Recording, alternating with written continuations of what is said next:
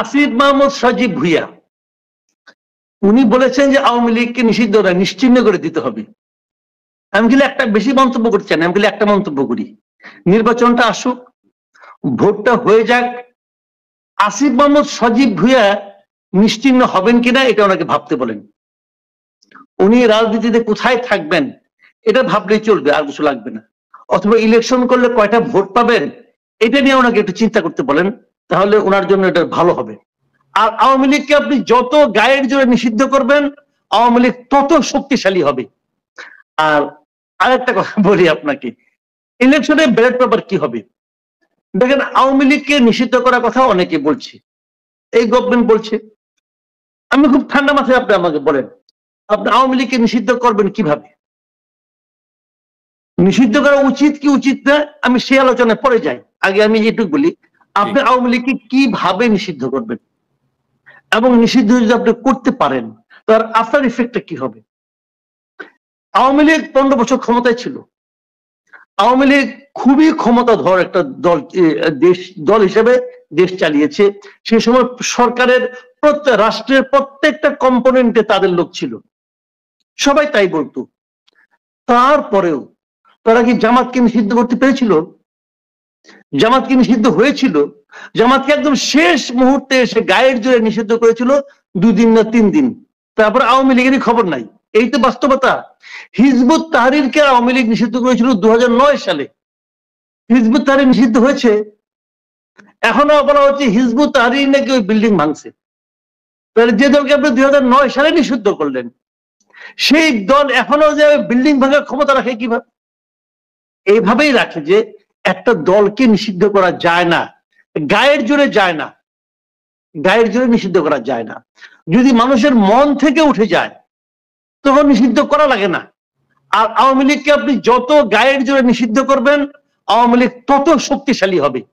একটা রাজনৈতিক দলকে আপনি বলে এবার মুখের ডায়লগ দিয়ে ফু দিয়ে উড়াই দিতে পারবেন না।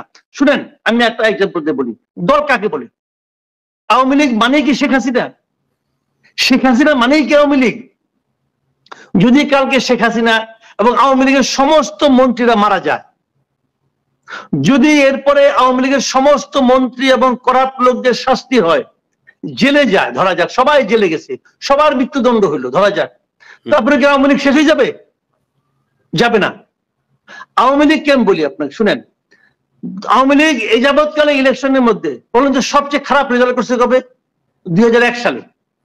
কারণ আমি 91 এর আগের থেকে 90 এর যে এইটা 91 যে নির্বাচনটা হলো শাহাবুদ্দিন আহমেদের আমলে, ওটা আগের গুলো আমি নির্বাচনী মনে করি না, এই যে আমি ওটার থেকে ধরি 2091, 96, 2001 এবং 2008, আমি এই 4টা নির্বাচনকে ভালো নির্বাচন মনে করি।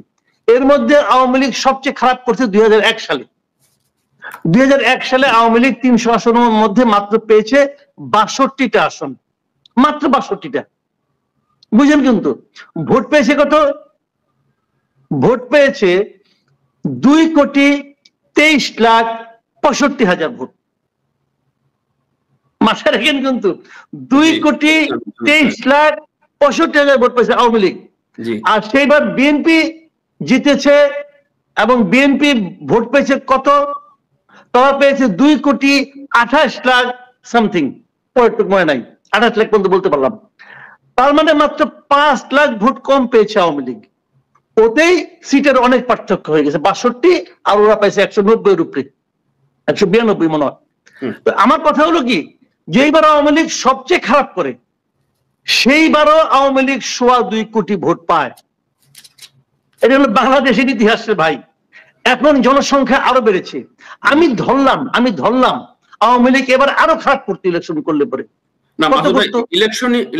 অর্ধেক বাদ দেন, আমি একটু শেষ করি, ধরেন আপনি অর্ধেক বাদ দেন, 2.25 কোটি থেকে অর্ধেক বাদ দেন, 1 কোটি থাকলো। 1 কোটি ভোট তো আওয়ামী লীগ মিনিমাম পাবে রে ভাই এবারও। 1 কোটি আওয়ামী লীগারে আপনি কি করবেন? ফেলাই দিবেন? 1 কোটি লোকরা আপনি বঙ্গোপসাগরে এনে ফেলাই দিবেন? ইউরোপের অনেক কান্ট্রির পপুলেশন 1 কোটি না, 1 কোটি লোক বাতিল। এই দল নিষিদ্ধ করা যায় না। আওয়ামী লীগের উপর যদি মানুষের মন উঠে যায় তাহলে সেটার জন্য কোনো আইন করার দরকার নাই। কারণটা কি? সেলফ ডিফেন্সের কারণে।